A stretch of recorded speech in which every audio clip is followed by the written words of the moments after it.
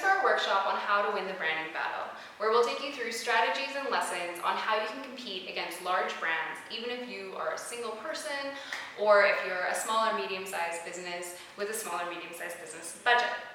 So what makes a successful brand?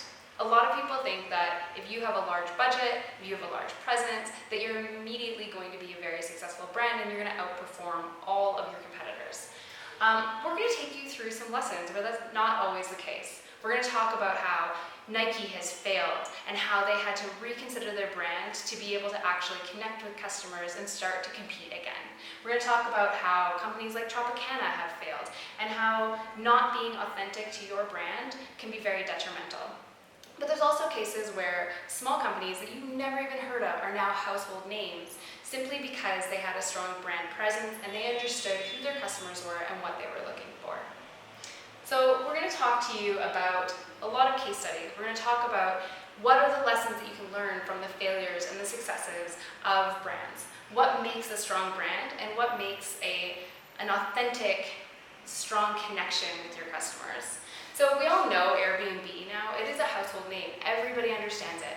And it's because they've created a brand all about creating experiences. They connect people who would otherwise never be connected together. It creates a personalized experience for people that you just don't get in the large hotel chains. And so, even in their branding, at their core of everything that they do is this idea of creating a home rather than creating a luxurious experience.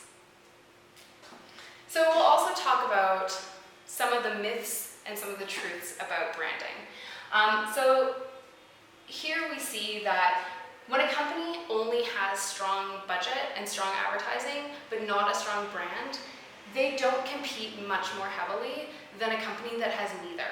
So companies that have a strong brand presence where customers can understand who they are, they can understand what they're about and what they stand for, are significantly stronger from a market share and from a revenue perspective. So we'll talk a lot about how that can become you, how you can be a stronger competitor by being a stronger brand.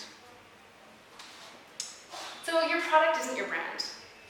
Your company is your brand. Your story is your brand.